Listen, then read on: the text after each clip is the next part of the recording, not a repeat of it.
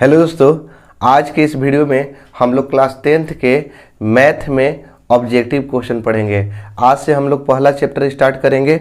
जैसा कि पहला चैप्टर है वास्तविक संख्या, इसका ऑब्जेक्टिव क्वेश्चन बताएंगे, ठीक है। और हमारे चैनल पर ऑब्जेक्टिव और सब्जेक्टिव हर तरह से वीडियो आती है, इसलिए आप लोग ज़्यादा से ज़्यादा जुड़ जाइए। अगर अभी तक आप हमारे चैनल पर नए हैं, सब्सक्राइब नहीं किए हैं तो सब्सक्राइब कर लीजिए, ताकि आपको परीक्षा में बहुत अच्छा रिजल्ट आ सके, यही हमारी कामना रहेगी। तो इसलिए आप हमारे चैनल से जुड़ जाइएगा। और हाँ, वीडियो पसंद आए तो वीडियो को लाइक और वीडियो को शेयर भी करते रहिए, ठीक है। चलिए वीडियो को स्टार्ट करते हैं। चलिए पहला क्वेश्चन को देखते हैं। चलिए पहला क्वेश्चन को देखते हैं। पहला क्वेश्चन जैसा कि आप लोग के दिखाई दे रहा होगा, पहला में है कि निम्नलिखित में कौन सा परिमेय संख्या है। ऑप्शन आपके सामने है। ऑप्शन ए है पाई, ऑप्शन बी है √7, ऑप्शन सी है √16/25 और ऑप्शन डी है 3√3/√2। तो इसका देखिए सी आंसर सही होगा, क्योंकि √16/25 जो है ना, इसका वर्गमूल निकल जाएगा। 16 का 4 हो जाएगा, 25 के 5। अब परिमेय संख्या किसे कहते हैं? जिसे P/Q के रूप में लिखा जा सके। अगर कोई संख्या रूट के अंदर है, ठीक है, जिसका पूरा वर्गमूल ना निकलता हो, अपरिमेय संख्या। अगर पूरा वर्गमूल निकल जाए तो वो क्या होगा? परिमेय संख्या होगा। याद रखिएगा, जिसका वर्गमूल निकल जाता है रूट में है तो वो परिमेय, और नहीं निकलता है तो अपरिमेय। ऑप्शन नंबर सी होगा पहला के। चलिए अगला क्वेश्चन दूसरा देख रहे हैं। √5 बोल रहा है। √5 एक संख्या है, तो √5 एक कौन सी संख्या है? तो इसका आंसर होगा अपरिमेय संख्या, ऑप्शन नंबर बी, ठीक है। √5 क्या है? अपरिमेय संख्या। तीसरा क्वेश्चन जैसा कि दिखाई दे रहा होगा कि दो परिमेय संख्याओं के बीच कितनी परिमेय संख्याएं हो सकती हैं। तो भैया देखिए, दो को जब परिमेय संख्या दिया रहेगा ना, तो उससे हम अनेकों हम परिमेय संख्या निकाल सकते हैं, अनंत कह सकते हैं, अनंत परिमेय संख्या निकाल सकते हैं। तो इसका ऑप्शन नंबर डी होगा, ठीक है। आंसर याद रखिएगा, अनंत। आगे देखिए, चौथा क्वेश्चन में है कि √2 है 1, तो रूट में 2 है ना जी। रूट के अंदर है तो जो संख्या वर्गमूल के अंदर रहता है वो अपरिमेय होता है, जिसका वर्गमूल ना निकलता हो, ठीक। तो इसका ऑप्शन नंबर हो जाएगा बी। पांचवा क्वेश्चन देखिए, कह रहा है कि निम्नलिखित में कौन परिमेय संख्या है। तब ऑप्शन नंबर जैसा कि आप लोग देख सकते हैं, ए है √3, बी है 2√2/√2, सी है 4 + √5 और डी है √6। तो ए सी डी तीनों अपरिमेय हैं। और यहाँ बी ऑप्शन जो आपको दिखाई दे रहा है ना, √2 ऊपर है और √2 नीचे है, तो √2 से √2 कट जाएगा तो केवल क्या बचेगा? 2 क्या हो जाएगा? परिमेय होगा। तो इसका ऑप्शन नंबर होगा बी। अगला क्वेश्चन में है कि किसी धनात्मक पूर्णांक ए और बी के लिए 2 को धनात्मक पूर्णांक दिया है, ए और बी। आप बोल रहा है कि ए बी का मसा गुणा ए बी का लसा निम्नलिखित में से किसके बराबर है। तो देखिए, एक फार्मूला होता है कि दो संख्याओं का गुणनफल जो हम बता रहे हैं, ठीक है। इसको ध्यान से पढ़िएगा, ध्यान से समझिएगा ना, तो आपको परीक्षा में बहुत अच्छे नंबर आ सकता है, ठीक है। दो संख्याओं का गुणनफल LCM गुणे HCF, चाहे HCF गुणे LCM, दोनों में से कुछ भी कह सकते हैं, चाहे लसा गुणे मसा भी कह सकते हैं। तो दो गो संख्या का गुणनफल क्या होता है? HCF गुणे LCM होता है। तो HCF किसका? HCF ए और बी का। LCM किसका? LCM ए और बी का। किसका LCM? ए और बी का। तो यही क्वेश्चन में कह रहा है कि HCF ए बी का HCF और गुणा ए बी का LCM किसके बराबर होता है? तो दो संख्याओं के गुणनफल के, यानी यही दोनों संख्या में गुणा कर देंगे तो इसका लघुत्तम और महत्तम निकाल के गुणा कर देंगे तो बराबर होता है। ये फार्मूला आप लोग जरूर याद रखिएगा कि दो संख्याओं का गुणनफल क्या होता है? HCF गुणे LCM। इसको आप लिख भी सकते हैं, नोट में करके लिख लीजिए। तो इसका आंसर कौन होगा जी? इसका आंसर होगा सी, ए गुणा बी।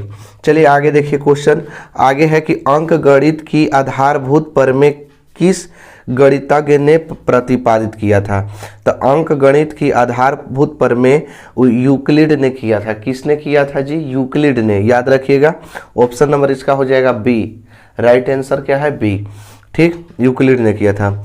आगे देखिए अगला क्वेश्चन है, 8वां क्वेश्चन में है कि यूक्लिड विभाजन एल्गोरिथम दो धनात्मक पूर्णांकों के निम्नलिखित में से किसे परिकलित करने की तकनीक है। क्वेश्चन में बोला है ना कि जो यूक्लिड विभाजन एल्गोरिथम जो है वो दो गो धनात्मक पूर्णांक के क्या करने की विधि है। तो अब बताइए कि यूक्लिड विभाजन से क्या ज्ञात करते हैं।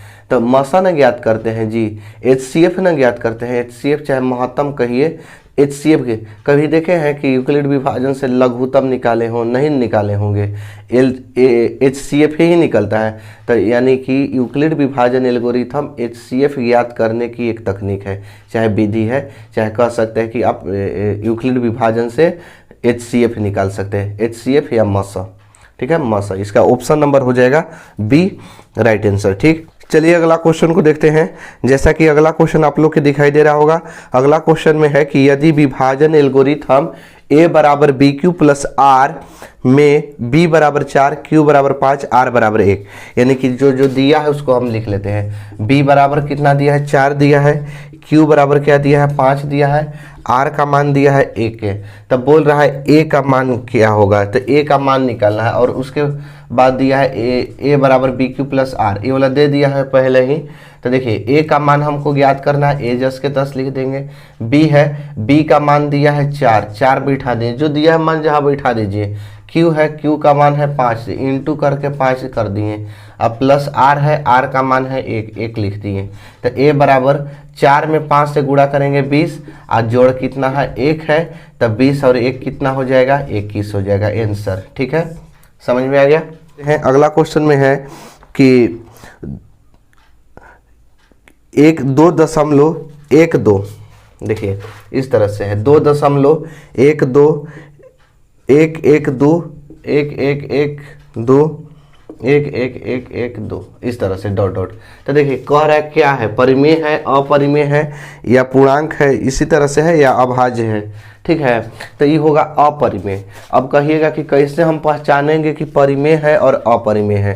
तो देखिए हम पहचानने का तरीका बताते हैं, कैसे जानेंगे कि परिमेय और कैसे जानेंगे कि अपरिमेय है। तो देखिएगा, समझिएगा, परीक्षा में आप लोग के क्वेश्चन पूछता है, और ऐसा क्वेश्चन अगर आप लोग से गलत हो जा रहा है तो अब जानिए रहे 1 नंबर के सवाल है, 1 नंबर चल जाएगा तो फिर 1 ही नंबर खातिर सेकंड या फर्स्ट डिवीजन कोई होता है या कोई टॉपर बनता है। चलिए देखिए, अपरिमेय हम कह दिए। देखिए कैसे, क्योंकि अगर मान लेते हैं अगर ऐसे बढ़ता ना 2.12 1 2 1 2 1 2, यानी हर कंडीशन में एक जैसा, एक है तो 2, 1 है तो 2, 1 है तो 2, 1 है तो 2, तो ये परिमेय होता। समझ में आ रहा है? ये क्या होता? सॉरी, अपरिमेय लिखा रहा है जी। ये क्या होता? परिमेय होता। क्या होता? परिमेय होता। ठीक है, इस तरह से रहता। ठीक है, 1 है तो 2 है, 1 है तो 2 है। बाकी यहाँ देखिए, इसमें देखिए 2.12, पहले 1 गो 1 हुआ, फिर 2 गो 1 हो गया, फिर 3 गो 1 हो गया, फिर 4 गो एक रूप से नहीं ना बढ़ रहा, जिसे एक गो सब नहीं ना है। तो ये क्या होगा? अपरिमेय होगा। ये क्या होगा? अपरिमेय, मतलब एक समान रूप से बढ़ेगा। ठीक है, एक समान रूप से जैसे है तैसे चलेगा तब परिमेय। और यहाँ से देखिए पहले 1 हुआ, फिर 2 गो 1 हो गया, फिर 3 गो 1 हो गया, फिर 4 गो 1 हो गया। तो इस तरह से अगर बढ़ते जाएगा तो ये क्या होगा? अपरिमेय संख्या। तो आशा करते हैं कि आपको समझ में आ गया होगा बढ़िया से। ठीक है, आगे देखिए अगला क्वेश्चन में है कि 2 या 2 से अधिक अभाज्य संख्याओं का मसा क्या होता है। तब भैया इसको याद ही आप लोग रखिए कि 2 या 2 से अधिक कोई भी अगर अभाज्य संख्या हो उसका मसा 1 होता है। HCF 1 होता है, चाहे मसा कहेंगे 1 होता है। अब इसका हम प्रूफ भी कर देते हैं कैसे होता है। तो कोई भी 2 गो अभाज्य संख्या बताइए, छोटा ही एक अभाज्य 2 गो अभाज्य संख्या लेते हैं। तो 2 और 3 क्या है? अभाज्य संख्या है। आप लोग जानते हैं अभाज्य संख्या के बारे में। अभाज्य संख्या किसे कहते हैं? जिसे जो 1 से चाहे खुद अपने आप से कटे, वो क्या होता है? अभाज्य संख्या। तो 2 गो अभाज्य संख्या ले लिए, 2 और 3 ले लिए। अब इसमें हम छोटा से बड़ा में भाग देते हैं। तो 2 से 3 में अगर हम करके देखते हैं तो 2 एकम 2 यानी हो जाएगा 1, 1 से 2 में भाग देंगे, 1 दूनी 2। मसा कभी भी इसको माना जाता है। तब मसा कितना हो गया? 1 हो गया। मसा कितना हो गया? 1 हो गया। ठीक है, तो इस तरह से आप लोग के याद रखना है कि अगर दो या दो से अधिक भी अगर कोई अभाज्य संख्या हो तो उसका मसा हमेशा एक ही होता है। सकते हैं अगला क्वेश्चन में है कि 625 के अभाज्य गुणनखंड में 5 का अधिकतम घातांक क्या है। तो सबसे पहले 625 के अभाज्य गुणनखंड बोला है ना जी, तो 625 का हम अभाज्य गुणनखंड करेंगे। तो यहाँ से जाएगा 5 से ही जाएगा, तो 125 25 625 होता है, गुणनखंड करके देखिएगा। 5 से ले जाएंगे तो 25 25 125, फिर 5 से ले जाएंगे तो 5 5 25, 5 से ले जाएंगे तो 5 एकम 5, 5 कितना आ गया, 5 कितना आ गया जी, 4 गो आ गया ना। तो यानी कि 5 4 गो आ गया, तो कि कह रहा है कि 5 के कितने अधिकतम घात है, तो 5 के पावर 4 लिख सकते हैं। तो घातांक इसको कहा जाता है, घातांक किसको कहा जाता है, पावर को, चाहे इसको एक्सपोनेंट कहेंगे, इंग्लिश में क्या कहेंगे, एक्सपोनेंट नेंट, ठीक है, चाहे पावर कहिए। तो घातांक कितना है, 4 है। कितना घातांक है जी, 4, 4 क्या हो जाएगा, आंसर हो जाएगा। चलिए अगला देखिए, अगला क्वेश्चन में है कि निम्नलिखित में किसका दशमलव प्रसार शांत है। जैसा कि आप लोग के आंसर भी ऑप्शन भी दिखाई दे रहा होगा, ठीक है। तो ऑप्शन इसका ए है 15/1600, यही राइट आंसर होगा, ठीक है। अब कहिएगा कि कैसे यही राइट आंसर होगा। तो शांत और अशांत का हम अभी नियम बता देते हैं आप लोग के, कभी गलती नहीं होगा। देखिए शांत होने का नियम, अगर कोई भी संख्या p/q के रूप में है, यानी बट्टा के रूप में है, जिसे ही बट्टा के रूप में दिया है, बट्टे में देगा तभी ना शांत और अशांत कहेंगे, बट्टा में नहीं देगा तो कैसे कहेंगे कि शांत है कि अशांत। तब p/q, जब q का अभाज्य गुणनखंड, किसका जी, q का, तो q यानी नीचे वाला का अभाज्य गुणनखंड करने पर, ठीक है, यानी 2 के पावर n और 5 के पावर m के रूप में आ जाए तो क्या है, शांत है। क्या है, शांत है, शांत, ठीक है। ऐसे भी समझिए, कोई ज़रूरी नहीं है कि 2 के पावर 5 और 2 के पावर n और 5 के पावर m के रूप में भी है। अगर q का भाज्य गुणनखंड केवल 2 के रूप में भी आ जाए तब वो शांत, माने केवल 2 केवल आ जाए तब वो शांत। अगर q में केवल 5 आ जाए तब वो शांत। अगर q में 2 और 5 दोनों आ जाए तब वो शांत। इतना चीज़, ठीक है, इस शांत के लिए है। अगर अब इसमें 2 5 के अलावा अगर 7 आ गया, 3 आ गया तो अशांत हो जाएगा, समझ रहे हैं ना, ठीक है। क्या आ जाएगा, q का भाज्य गुणनखंड क्या आ जाएगा, 2 और 5 आएगा तो शांत, और 2 5 के अलावा कोई और आएगा तो अशांत। तो देखिए इसको हम हल करते हैं। तो 1600 के पहले गुणनखंड करेंगे, तो 1600 के गुणनखंड करेंगे तो 2 से जाएगा तो कितना हो जाएगा, 800 हो जाएगा। फिर 2 से जाएगा तो हो जाएगा 400, फिर 2 से करेंगे तो बचेगा कितना, 200 बार में चला जाएगा। फिर 2 से करेंगे तो 100 बार में चला जाएगा।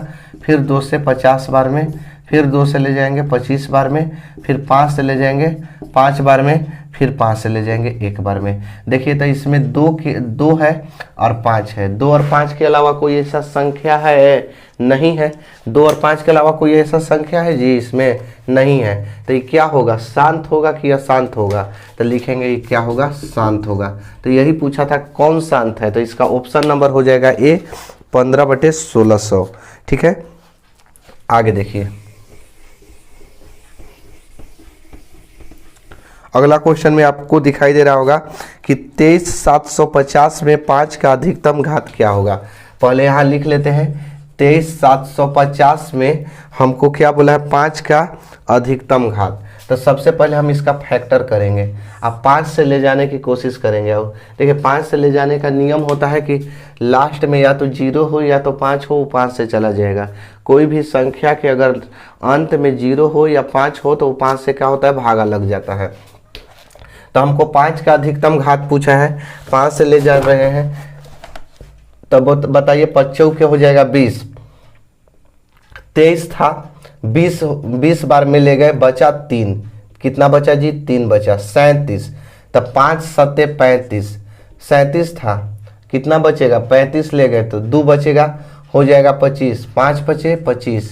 अब 0 के 0 उतार दिए, फिर 5 से ले जाएंगे, ठीक है। तो 5 से ले जाएंगे तो 5 से ले जाइए, 5 9 45, तो 45 ले जाएंगे तो बचेगा 2, क्या बचेगा जी, 2 बचेगा, 25 हो जाएगा, 5 बचे 25, ठीक है। यहाँ से उतार देंगे 0, फिर 5 से ले जाएंगे, 19 बचे 95, होता है ना जी, एगो 0, फिर 5 से ले जाएंगे 5 तिहाई 15, 4 बचेगा, 5 8 40। अब 5 से नहीं जाएगा, हमको 5 ही का घात पूछ रहा था। तो 5 कितना आ गया, 5 कितना आ गया जी, 4 गो आ गया ना, 5 का एगो आ गया, 4 गो आ गया। तो 5 के पावर 4 गुणे 38, यानी कि 5 का घात कितना है, तो 4 है। इसका आंसर आपका होगा 4। 5 का घात कितना होगा, 4। ठीक है, समझ में आ रहा है आप लोग के? ठीक, बहुत बढ़िया। आगे देखिए, जैसा कि अगला क्वेश्चन देख सकते हैं कि कह रहा है कि 45 तथा 60 का मसा है। तो 45 और 60 का मसा ज्ञात करना है। ठीक है, तो मसा ज्ञात करने का नियम, जो सबसे कम है उससे भाग लगाया जाता है। तो 45 में भाग लगाएंगे, 45 से भाग लगाएंगे कितना में, 60 में लगाएंगे। तो 45 से कितना बार में जाएगा, एक बार में जाएगा। ठीक है, 45 से कम 45, बचा कितना, घट के 15, 15 45 60। 15 से हम 45 में फिर से भाग करेंगे, 15 तिया 45, कट जा रहा है ना जी, यानी कि किससे कट रहा है, 15 से कट रहा है। यही आपका मसा हो जाएगा, चाहे आप इसको HCF कहिए। कितना आ गया आंसर, 15। ठीक है, तो इसका ऑप्शन नंबर आपका हो जाएगा D 15। क्वेश्चन में है कि दो धन पूर्णांक a तथा b के लिए a बराबर BQ प्लस R में क्या होता है। देखिए, आप लोग जब यूक्लिड विभाजन एल्गोरिथम पढ़ रहे होंगे ना, तो a बराबर BQ प्लस R, इससे मसा ज्ञात किए होंगे। आप बगल में शर्त लिखते होंगे कि जहां 0 से छोटा या बराबर R हो, R से बड़ा B हो। ठीक है, ये लिखते होंगे। तो इसमें मिला लीजिए कि कौन दिया है। तो इसका ऑप्शन नंबर आंसर होगा सही, R से बड़ा B होना चाहिए। R से बड़ा क्या होना चाहिए, B होना चाहिए। आप लोग इसके बारे में अगर नहीं पता हो तो बता देते हैं कि होता क्या है। ठीक है, इस फार्मूला जानते होंगे और इसके बारे में भी जानते होंगे, हम जान रहे हैं। ठीक है, नहीं जानते होंगे सीख लीजिए। ठीक है, सीखना जरूरी है कि होता क्या है, क्यों लिखते हैं। तो देखिए, सबसे पहले आप लोग ऐसे जानते होंगे कि इसको भाज्य बोलते हैं, इसको कहते हैं भाजक, इसको बोलते हैं भागफल, इसको बोलते हैं, नीचे जो बचता है वो बोलते हैं शेषफल, बोलते हैं ना जी। तो भाज्य को A से दर्शाते हैं, भाजक को B से दर्शाते हैं, भागफल को Q से दर्शाते हैं, शेषफल को R से दर्शाते हैं। तो फार्मूला होता है भाज्य बराबर भाजक गुणे भागफल जोड़ शेषफल, यही फार्मूला होता है। ठीक है, चाहे इसको A, भाज्य को क्या से सूचित करना है, A से, भाजक को किससे, B से, भागफल को Q से, भागफल को किससे जी, Q से, और शेषफल को किससे, R से। तो आप इसको ऐसे भी लिख सकते हैं, A बराबर BQ प्लस R। इतना तो समझ में आ गया कि A बराबर BQ प्लस R, यही फार्मूला भाज्य बराबर भाजक गुणे भागफल प्लस शेषफल होता है। अब समझिए कि A क्या है, तो ध्यान दीजिएगा जी। ठीक, कि अगर यहाँ से कोई भी संख्या अगर हम लेते हैं, मान लेते हैं कि कोई भी संख्या 18 लेके चल रही है, कुछ भी ले सकते हैं, इसमें हमको देना है 6 से भाग, 6 से भाग देना, मान के चलिए 6 से देना है। तो 6 से देना है भाग 18 में, तो 6 तिया 18, कट गया ना, शेष कितना आ गया, 0। R का मान कितना आ गया, 0 आ गया। कब 6 से दिए।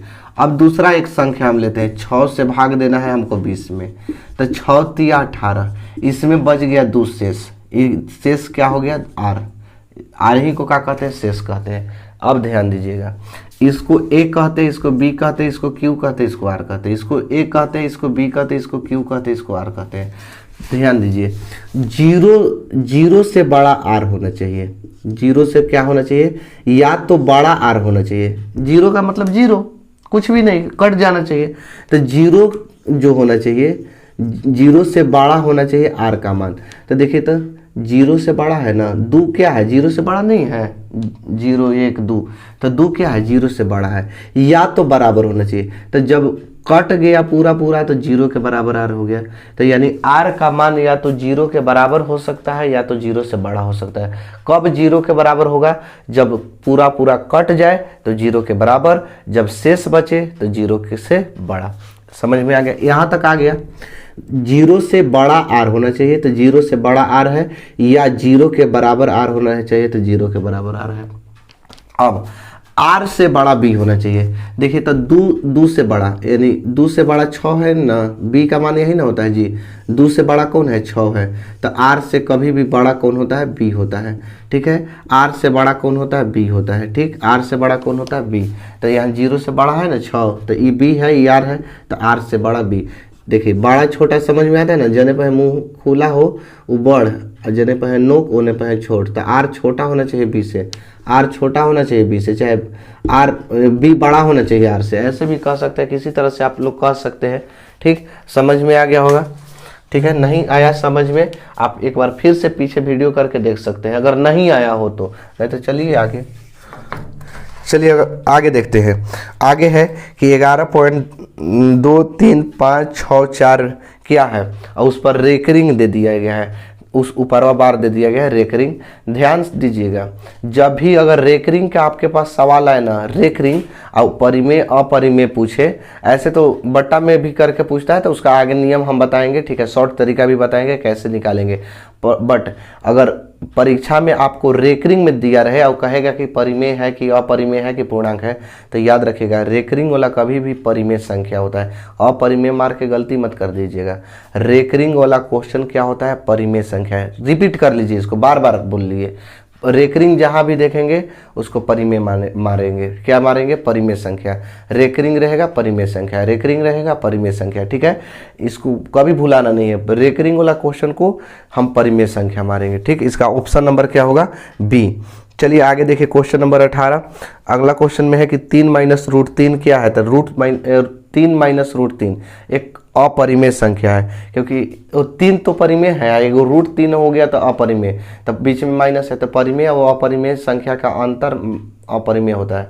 देखिए हम बताते हैं, परिमेय और अपरिमेय संख्या का योग चाहे अंतर चाहे गुणनफल तीनों अपरिमेय होता है, ठीक। अगला क्वेश्चन में है कि दो संख्याओं का गुणनफल 86 70 है और उनका HCF 17 है, तो LCM क्या होगा। दो संख्याओं का गुणनफल, पहले अभी फॉर्मूला क्या होता है ये जानिए।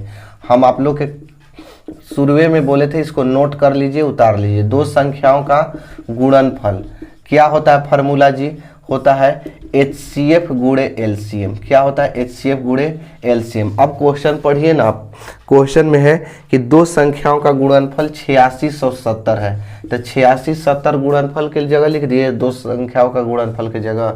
फिर क्या बोला है कि यदि इसका HCF 17 हो तो HCF के मान बैठा देंगे 17। अब पूछा है कि LCM क्या होगा, तो LCM के LCM लिख देंगे। अब इस 17 गुणा में है ना, तो इस साइड बोला दीजिए, देखिए इस साइड बोला देंगे ना, तो ये गुणा में था तो का में हो जाएगा जी, भागा में हो जाएगा, ठीक है, का में हो जाएगा, भागा में, बराबर का बचेगा LCM। 17 के पहाड़ा से कटाइए, 17 के पहाड़ा से 86, यानी कै बार में जाएगा, 17 × 5 = 85, 5 बार में चल जाएगा। बाकी 86 था, एक रहेगा, एक रहेगा, 17 हो जाएगा, 17 एकम 17 और 0 के 0।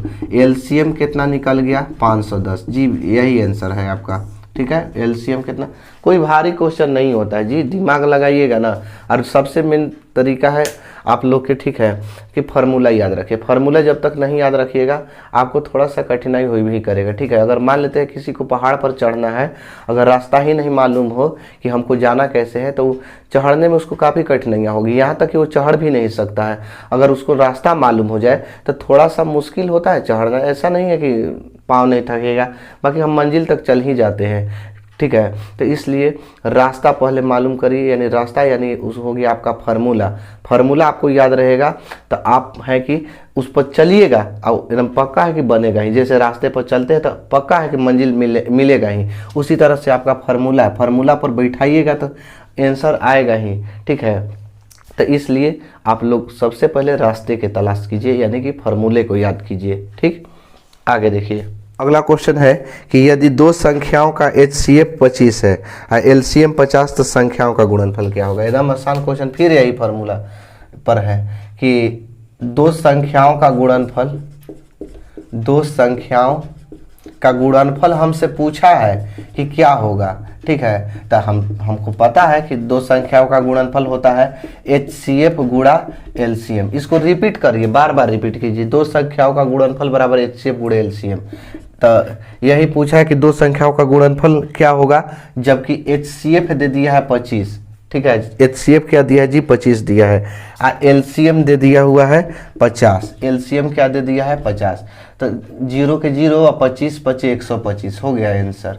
दो संख्याओं का गुणनफल पूछ रहा था, हो गया कितना 1250 आ गया आंसर, ठीक है। क्वेश्चन में है कि निम्नलिखित में से कौन सा युग्म सह अभाज्य है, तो सह अभाज्य की परिभाषा सुनिए क्या होता है। सह अभाज्य कहता है ना कि जब दो गो संख्या दिया रहे और दोनों संख्या का अगर HCF मसा निकालने पर एक आ जाए ना, मसा करने पर, तो उस दोनों को हम सह अभाज्य संख्या कहते हैं। तो ऑप्शन आप इसका देख सकते हैं, पहला ऑप्शन है 15 20, तो बताइए कि क्या 15 और 20 का मौसा निकालेंगे तो एक आएगा जी, नहीं आएगा, निकाल के देखिएगा 15 और 20 का ऐसे करके 15 एकम 15 5 और 5 3 15, यानी कि इसका मौसा कितना आएगा 5 आएगा, ठीक है, इसको मौसा बोला जाता है, तो ये नहीं आएगा। ऑप्शन नंबर बी है, ऑप्शन नंबर बी में है 9 और 16, शायद यही उम्मीद लग रहा है कि आएगा, क्यों, क्योंकि 9 से भागा दीजिए 16 में, तो 9 एकम 9, ठीक है, बचे 7, 9 7 16 होता है जी, तो 7, अब 7 में कितना से भाग करें, 7 से कितना से करेंगे भाग, 9 में करेंगे, तो 7 एकम 7, बचा कितना 2 में फिर 7 से देंगे, 7 में देंगे, तो 2 तिहाई 6, बचा 1 से फिर देंगे 2 में भाग, 1 दूनी 2, ठीक है, मसा कितना आ गया 1। तो जिन दो संख्याओं का मसा करने पर 1 आ जाए उसे सह अभाज्य संख्या कहते हैं, तो इसका ऑप्शन नंबर हो जाएगा बी, ठीक है, क्या हो जाएगा जी बी। ये अगला क्वेश्चन में है कि यदि a बराबर 2 के पावर 2 और 3 के पावर 2, a बराबर 2 के पावर 2 और 3 के पावर 2, b बराबर दिया है कि 2 के पावर n गुणे 5 के पावर कुछ नहीं है, c बराबर दिया है 2 के पावर 3 5 के पावर 3 LCM दिया है, LCM दिया है a b c दिया है कि 2 के पावर 4 गुणे 3 के पावर 2 गुणे 5 के पावर 2। बढ़िया क्वेश्चन है जी, ठीक है, परीक्षा में एको बार नहीं पूछा है, बाकी बढ़िया क्वेश्चन है, ध्यान दीजिएगा इसको कैसे बनाएंगे।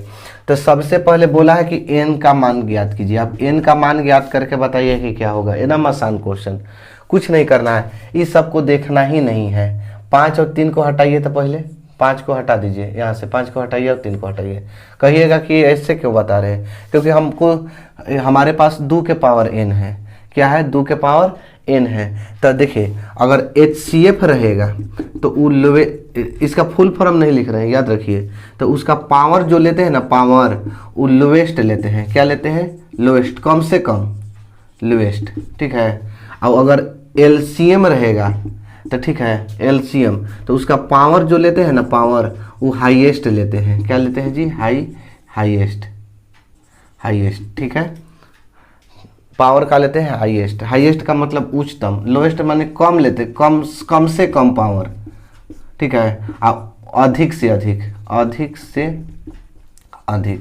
तो देखिए तो यहाँ LCM में सबसे अधिक पावर कितना है 4 है, इसमें क्या है n है, तो यानी n का मान क्या होगा 4, यही दोनों से कंपैरिजन करना है कि 2 के पावर n, ये सब छोड़िए ना, ये सब कुछ नहीं दिया है, ठीक है, 2 के पावर 2 इसको हटा दीजिए, हमको जिसमें n है उसमें और जो जिसमें LCM है वो दोनों में कंपैरिजन करेंगे, तो 2 के पावर n अब बराबर करेंगे 2 के पावर 4, 2 से 2 हटा दीजिए, n का मान क्या हो गया 4 हो गया आंसर, ठीक। आगे देखिए क्वेश्चन में है कि यदि n एक प्राकृतिक संख्या हो तो 6 के पावर n माइनस 5 के पावर n का अंत निम्नलिखित में से किससे होगा।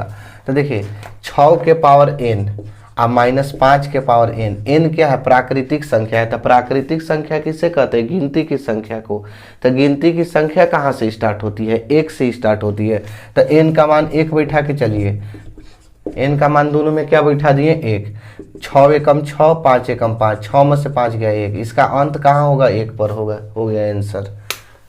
अगला क्वेश्चन में है कि निम्नलिखित में से कौन अभाज्य संख्या है, तो अभाज्य संख्या किसे कहते हैं जी, जो 1 से या तो स्वयं से कटे, तो जो 1 या स्वयं से कटे वो क्या है 3 है, इसमें ऑप्शन के अनुसार क्या है 3 है, ऑप्शन नंबर सी हो जाएगा। आगे क्वेश्चन में है 25 नंबर क्वेश्चन है कि वृत्ताकार पथ पर 3 धावक एक ही स्थान से दौड़ना प्रारंभ करते हैं तो एक चक्कर लगाने में क्रमशः 3 घंटे, 4 घंटे तथा 8 घंटे का समय लगता है। तीनों को प्रस्थान बिंदु पर मिलने में पुनः समय कितना लगेगा। तो देखिए, जब भी कोई वृत्ताकार पथ की बात किया जाए, चाहे धावक हो चाहे घोड़ा हो, कोई भी दौड़े, ठीक है, वृत्ताकार रूप में, तो उन तीनों के अगर हम एलसीएम निकाल देंगे ना तो इससे पता चल जाएगा कि हम वो कितना देरी में उस पहुंचेगा, तीनों एक ही साथ मिलेगा। ठीक है, तो हम यहाँ एलसीएम, इस तरह से क्वेश्चन आप लोग क्या आता है तो एलसीएम निकाल दीजिए। एलसीएम माने लघुत्तम, तो 3, 4 और कितना है जी 8 है, लघुत्तम निकाल देंगे। तो क्योंकि हम लोग ऑब्जेक्टिव बना रहे हैं तो ऑब्जेक्टिव जैसे है ना, अगर 2 नंबर के बनाते तो लिख के बनाते, ठीक, कौन कितना समय ले रहा है ऐसे बनाते हैं। तो 2 से ले जाइए, 3 के 3, 2 दूनी के 4, 2 चौके 8, फिर 2 से ले जाइए, 3 के 3, 2 एकम 2, 2 दूनी के 4, 2 गुणा 3 गुणा 2, यानी कि 2 दूनी के 4, 12 दूनी के 24। कितना घंटा लगेगा जी, 24 घंटा में उन लोग क्या करेगा, एक जगह मिल जाएगा। अगला क्वेश्चन में है कि दो संख्याओं में 86 70 है और उनका एचसीएफ। देखिए, थोड़ा सा क्वेश्चन गलत लिखा है, ठीक है, ऐसे लिखना चाहिए था कि दो संख्याओं का गुणनफल 8670 है और उनका एचसीएफ 15 है, तो एलसीएम क्या होगा। ठीक है, तो चलिए इसको हम बनाते हैं। दो संख्याओं का गुणनफल कितना है जी, 8670। तो अभी फार्मूला बताए कि दो संख्याओं का गुणनफल क्या होता है। दो संख्याओं का गुणनफल वो होता है एचसीएफ गुणे एलसीएम। क्या होता है जी, एचसीएफ गुणे एलसीएम। दो संख्याओं का गुणनफल दे कितना दिया है, 8670, लिखेंगे 8670 बराबर एचसीएफ कितना दिया है, 15। एलसीएम क्या करना है, ज्ञात करना है, कुछ नहीं है, 8670, इसको इधर भेज दीजिए, 15 हो गया, बट्टा में गुणा में था तो भागा में हो गया, अब भागा में हो गया तब बचेगा एलसीएम। ठीक है, 15 से कटाइए, 15 चौके 60, 15 पचे 75, 15 पचे 75 हो गया कितना, 75 घटेगा तो हो जाएगा 11, यानी 117, 15 सते 105, 15 अठे 120, 15 सते 105, तो 117 में से 105 घटेगा तो बचेगा 2 और 1, यानी कि 12 बचेगा, 15 अठे 120, यानी कि 500 कितना होगा, 78। दिया है जी, हाँ दिया है, ऑप्शन नंबर डी होगा। एलसीएम का मान दिया है 578 आंसर। ठीक है, कोई दिक्कत नहीं है, क्लियर है। आगे देखिए, अगला क्वेश्चन को देखते हैं। क्वेश्चन में है कि निम्नलिखित में कौन अपरिमेय नहीं है। तो देखिए, √7 जो है ना अपरिमेय है, √2/√5 है अपरिमेय है, पाई क्या है, अपरिमेय है, और √75/√48, तो इसको भी कहिएगा आप लोग कि अपरिमेय है, बाकी अपरिमेय नहीं है भैया। इसको हम हल करेंगे, पहले हल करके देखेंगे कि क्या है। तो 75 को हल करेंगे तो 25 से तोड़ेंगे तो 25 तिया 75 होता है, अब 48 को तोड़ेंगे तो 16 तिया 48 होता है ना जी, होता है ना। तो देखिए 25 निकलेगा, 25 के 5 होगा और रूट के अंदर में क्या बचेगा, 3 बचेगा। 16 के 4 निकलेगा, 4 चौके 16, और रूट के अंदर क्या बचेगा, 3 बचेगा। रूट 3 कट गया तो बचेगा 5/4। यही होगा आंसर, नहीं होगा जी, ये आंसर होगा जो भी हो, डी है ऑप्शन। कौन है जी, ऑप्शन नंबर डी है। तो डी आंसर आपका सही है, डी क्या है, सही है। ठीक है, इस यही परिमेय संख्या है, चाहे अपरिमेय नहीं है। अगला क्वेश्चन में है कि निम्नलिखित में कौन सा शांत दशमलव में परिवर्तनशील है। तो शांत देखिए 2/15, 15 को तोड़ेंगे तो 3 और 5 में टूटेगा। तो देखिए 5 तो आ रहा है, बाकी 3 आ जा रहा है, ये क्या है, अशांत हो जाएगा। हम का शांत के नियम बताए हैं, जो 2 और 5 में रहे, चाहे 2 ही रहे, चाहे 5 ही रहे, चाहे 2 और 5 दोनों रहे। चलिए ए तो होगा नहीं। 22 को तोड़ेंगे, 11 दूनी 22, 2 तो आ रहा है, बाकी 11 आ जा रहा है, ये भी नहीं होगा। और इसको पूर्णांक में है ना, 8 चौके 32, 32 1 33/8। 8 को तोड़ेंगे ना तो 2 दूनी के 4, दूनी के 8, ये शांत होगा। इसका ऑप्शन नंबर आप लोग मार लीजिएगा, सी सही होगा। आगे देखिए 29 क्वेश्चन, निम्नलिखित परिमेय संख्याओं में किसका दशमलव प्रसार अशांत है। तो ऑप्शन नंबर इसका भी दिखाई दे रहा है ए में क्या है 2 के पावर 2 और 5 के पावर 2, 2 और 5 है ना शांत है, अशांत नहीं है, अशांत पूछा है। 17/40, 40 को भी तोड़ेंगे तो 2 और 5 ही के रूप में आएगा। अब देखिए ऑप्शन नंबर सी, हाँ 210 को तोड़ेंगे ना तो 210 को तोड़ेंगे तो 3 आ जाएगा, ठीक है। तो शायद हमको लग रहा है ऑप्शन नंबर सी ही होगा सही। 77/210 है, पहले कटा दीजिए 7 से, 11 7 77, 7 में 7 तिया 21 0, 11/30 आ गया, तो 30 आ गया, तो 30 में 3 आता है ना जी, 3 से 3 दहिया 30, तो 3 जब आ जा रहा है तो क्या हो जाएगा, अशांत हो जाएगा, ठीक है। ऑप्शन नंबर सी इसका सही होगा। और 30 क्वेश्चन देखिए आज के लिए लास्ट क्वेश्चन, ठीक है। इसका पार्ट 1 अभी बना रहे हैं, पार्ट 2 वीडियो इसका कल आएगी। 6 बटा क्या है 15। अब ये बताइए कि शांत है कि अशांत है। तो देखिए 15 को तोड़ेंगे तो 3 पचे क्या होगा 15। अब यहाँ से 6 बटा 3 गुणे 5। अब कहिएगा 3 देख के कि अशांत होगा, बाकी भैया शांत अशांत नहीं है, शांत है। क्यों शांत है, क्योंकि 3 कटा देगा 6 को, 3 दूनी के 6। अब बताइए कि शांत है कि अशांत है। तो जिसके जो नीचे क्या हो, नीचे यानी Q का अभाज्य गुणनखंड 2 और 5 के रूप में हो, तो 5 आ गया ना, तो ये क्या है, शांत है, ठीक है। बस आज के लिए इतना ही, मिलेंगे हम लोग नेक्स्ट वीडियो में और इसी का पार्ट 2 वीडियो लेकर। तब तक के लिए हमारे चैनल पर अभी नए हैं, फिर से बोल दे रहे हैं कि अगर चैनल पर नए हैं तो सब्सक्राइब कर लीजिए, क्योंकि आप लोग के बहुत सारे ऐसे वीडियो लाने वाले हैं जो आपको परीक्षा की दृष्टि से काफ़ी VVI होगी। और लाइक नहीं किए हैं वीडियो को तो लाइक ज़रूर कर दे, ताकि आपका एक लाइक हमारे हौसलों को कई गुना बढ़ा देता है। और हमें दीजिए इजाज़त, बस जय हिंद।